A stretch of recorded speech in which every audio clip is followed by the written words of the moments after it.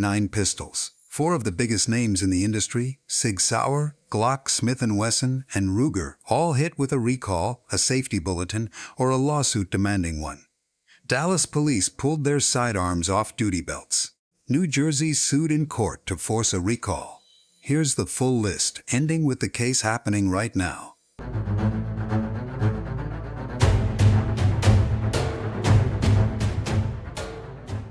Number 9.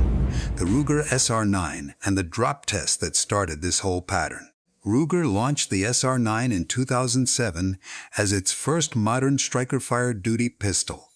Built to compete directly with Glock and Smith & Wesson for police contracts across the country. For a company better known at the time for revolvers and hunting rifles, the SR9 was a genuine gamble. A bet that Ruger could stand toe-to-toe with the 2 brands that already owned the polymer pistol market. It sold fast, and law enforcement agencies liked the price point compared to the competition. Then, in the spring of 2008, barely 6 months after the pistol reached store shelves, Ruger's own engineers found something troubling during routine testing. Certain SR9 pistols built between October 2007 and April 2008 could fire if dropped, but only under a specific condition. If the manual safety was left in the off or fire position, the impact of a hard drop onto a hard surface could set the pistol off without anyone touching the trigger. With the safety engaged, the same drop produced nothing. Ruger didn't wait around for a lawsuit or a viral video to force its hand. The company issued a product safety warning and recall notice directly to the public, told owners exactly which serial number range was affected, and offered a free retrofit at the factory. It's worth noticing what Ruger did here, because it sets up a contrast you'll see again and again on this list. They used the word recall without flinching. No hedging, no rebranding it as an upgrade program or a safety bulletin. Just a straightforward notice. Here's the problem, here's the fix, send it in. That's not always how this industry handles it. Sometimes the same exact kind of defect gets a very different name. Number 8. Glock and the recall almost nobody remembers happening. Glock had only started importing pistols into the United States in 1986. And by the early 1990s, the Glock 17 had already become the pistol every police department in America wanted. A polymer frame, 17 rounds in the magazine, and a trigger that felt like nothing else on the market at the time. Miami PD, LAPD, and dozens of federal agencies were switching over from steel-framed revolvers and old-school 1911s almost as fast as Glock could ship them. But the pistols built in the late 1980s, the early Generation 1 and Generation 2 guns, had a problem buried inside the slide. The firing pin safety, the small internal part meant to block the firing pin until the trigger was fully pulled, worked alongside an extractor and depressor plunger assembly that could wear out over time and, in some cases, rust. In 1992, Glock quietly rolled out what owners now call the Great Glock Recall. Anyone who owned an early Glock built before that fix could send a slide in and get it upgraded at no charge.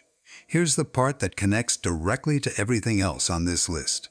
Glock never used the word recall either. Longtime owners on Glock forums still refer to it, half-joking, as the recall that was not a recall. The company framed it as a voluntary parts upgrade, the exact same playbook a much bigger name would use decades later. If you own an old Glock with a low enough serial number and it's never been inspected, an armorer can check it in about 10 minutes. Number 7. The Smith & Wesson M&P Shield and the trigger part nobody expected to fail. The M&P Shield launched in 2012 as Smith & Wesson's answer to the concealed carry boom sweeping the country, a slim single-stack 9mm size to disappear under a t-shirt. It sold fast right out of the gate, quickly becoming one of the most popular concealed carry pistols in the country and a fixture behind counters at gun shops from coast to coast. Then, in August of 2013, engineers at Smith & Wesson's Springfield, Massachusetts, Factory found a defect in one very specific part, the trigger bar pin. On certain early shields, that pin could gouge a groove into the lower trigger over time and repeated use, and that wear could compromise the pistol's drop safety feature. In plain terms, if you dropped a gun with that groove worn into it, there was a chance the pistol could discharge without anyone pulling the trigger. Smith & Wesson called this a safety alert, and it applied to every shield manufactured before August 19, 2013, which covered essentially the entire early production run. The company released an inspection video so owners could check their own pistols at home, one of the more transparent recall procedures on this entire list. If a shield failed that check, it went back to the factory for repair, no charge to the owner. Online, plenty of owners argued about whether safety alert was really different from recall. Functionally, it wasn't. Your gun either passed inspection or it went back on a truck. Number 6. The Glock 17M and the police department that sent its brand new duty pistols back before a single one hit the street. In 2016, Glock introduced the 17M, a variant built specifically for the FBI and other large agencies after the Bureau went back to 9mm following years of carrying .40 caliber pistols. With internal changes to the trigger mechanism and several other components under the hood, the Indianapolis Metropolitan Police Department signed on as one of the first municipal departments in the country to carry it as their new duty pistol, ahead of many bigger cities. The rollout didn't go the way anyone planned. Officers scheduled to receive their new pistols on July 31st had that date pushed back nearly 2 weeks, and word started circulating inside the department about problems showing up during dry fire training.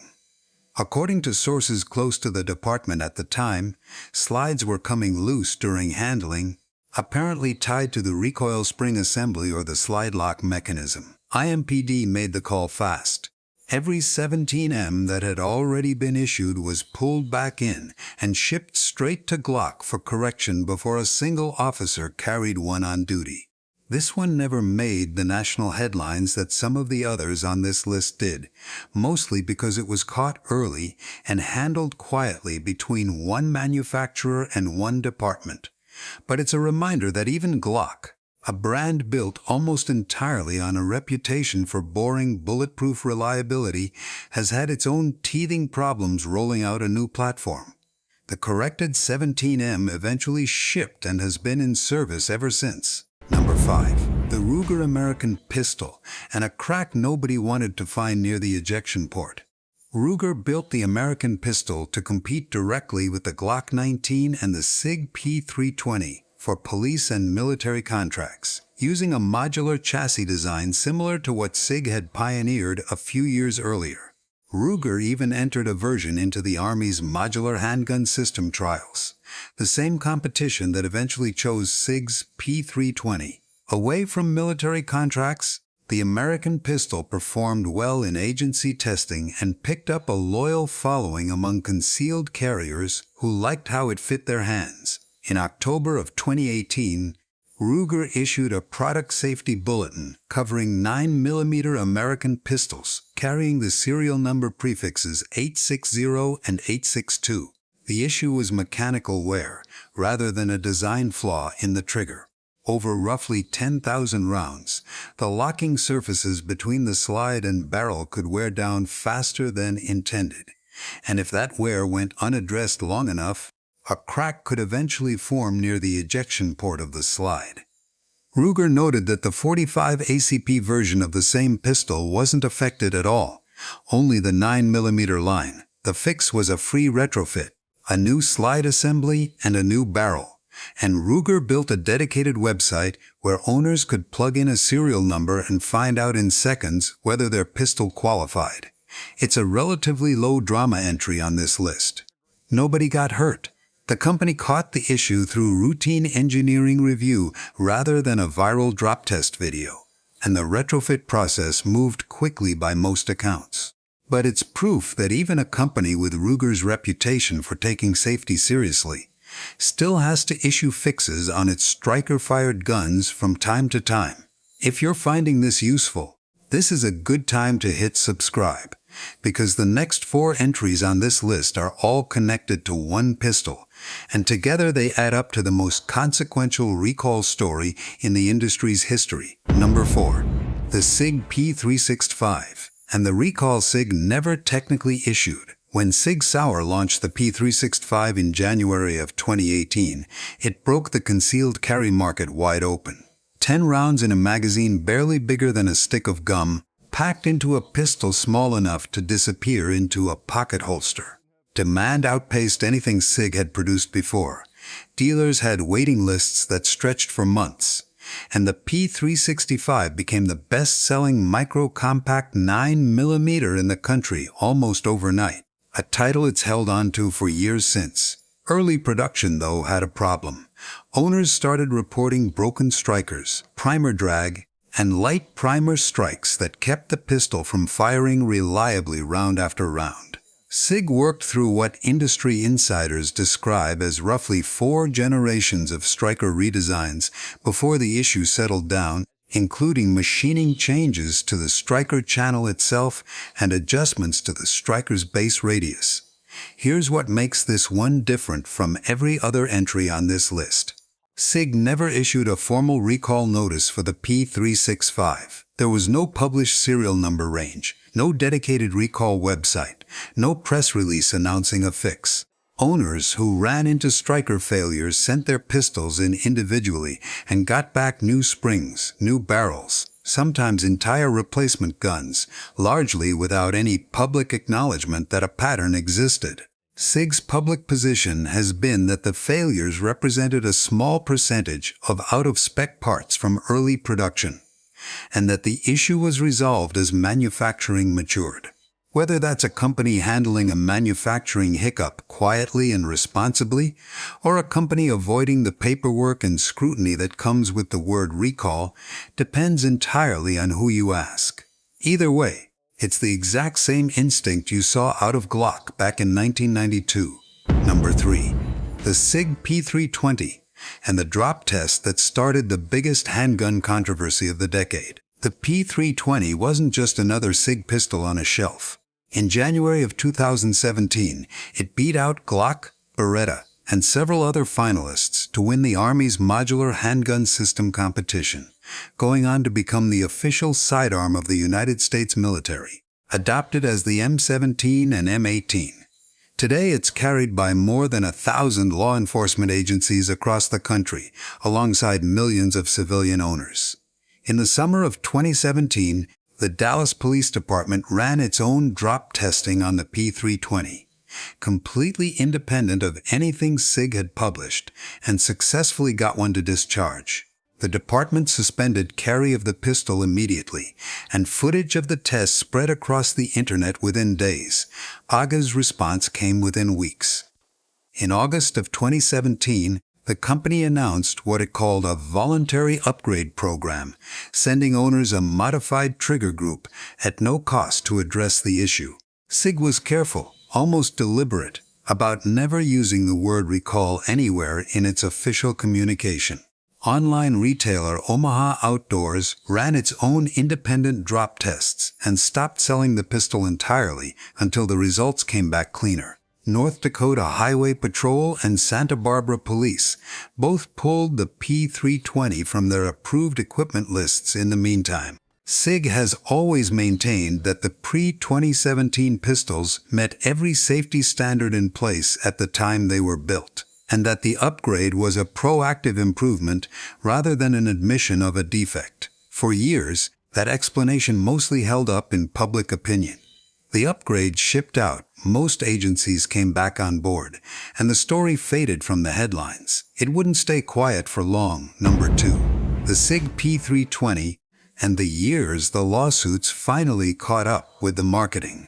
Between 2024 and 2025, the P320 story reopened in a much bigger way than anyone at SIG likely expected. Court filings unsealed during litigation revealed that both SIG Sauer and Army evaluators had documented safety concerns about the platform as early as 2017, before the M17 and M18 were ever issued to troops at scale. That timeline directly contradicted years of public messaging, suggesting the questions had been fully resolved before military adoption ever happened. The juries followed close behind. In 2024, a Georgia jury awarded $2.35 million to a man injured when his holstered P320 discharged on its own, and an appellate court later upheld the finding that the pistol was defectively designed. A separate jury in Philadelphia handed down $11 million in punitive damages against the company. By March of 2025, a single amended court filing had added 22 new plaintiffs from 16 different states, each describing the same pattern: a P320 firing without anyone touching the trigger. By that point, SIG was facing lawsuits filed across the country, from private citizens to on-duty police officers, all making versions of the same allegation. Then came the institutional response. In July of 2025, Immigration and Customs Enforcement banned the P320 from service across the agency entirely. That same month, a 21-year-old Air Force airman died at a base in Wyoming after his issued, holstered M18 discharged a single round. SIG, for its part, successfully lobbied New Hampshire's legislature for a law shielding the company from P320 liability claims filed in its home state. Signed by Governor Kelly Ayotte in May of 2025, SIG Sauer has never wavered publicly through any of it. The company maintains that the P320 cannot, under any circumstances, discharge without a trigger pull, and attributes the incidents to user error, damaged holsters, or litigation looking for a payout. Number 1. The SIG P320, and the lawsuit that finally said the word recall out loud in a courtroom. On October 16, 2025, New Jersey Attorney General Matthew Platkin filed suit against SIG Sauer in State Superior Court, making New Jersey the first state government in the country to formally sue a gun manufacturer over the P320 specifically. The suit doesn't just ask for damages. It asks the court to order a mandatory recall of the pistol, and to stop SIG from marketing it as safe to consumers and departments. The complaint specifically cites the death of Detective Lieutenant Walter Imbert, a 20-year law enforcement veteran. Among the incidents, the state says point to what it calls a well-documented propensity to fire unintentionally. Platkin's office has argued publicly that gun manufacturers carry a moral duty to make sure officers aren't put in harm's way by a defective product they're required to carry. SIG Sauer has denied the claims, pointing to the many lawsuits that have been dismissed over the years, and standing by its long-running position that the pistol is safe when carried and handled as designed. If New Jersey succeeds, it would be the first time a court, rather than a manufacturer's own public relations department, decides whether one of the most widely carried pistols in America has to be pulled back and fixed. So is every striker-fired pistol from SIG, Glock, Smith & Wesson, and Ruger actually about to get recalled? No, not literally, and almost certainly not all at once. But look back over everything on this list, and the pattern is hard to ignore. Every major name in this industry, without a single exception, has had to quietly fix a striker-fired pistol at some point, whether they called it a recall, a safety alert, a bulletin, or a voluntary upgrade. The real difference with the P320 is that, for the first time, a state government is trying to force one of these companies to say that word out loud, on the record, in front of a judge. That's a first for this industry. It might not be the last. If you own any of the pistols on this list, the good news is that checking your own gun takes minutes, not months. Every manufacturer mentioned here still runs a safety and recall lookup tool on its official website, and all of them offer free inspection and repair if your serial number falls inside the affected range. It costs nothing but a few minutes, whether your gun is 20 years old or came out of the box last week.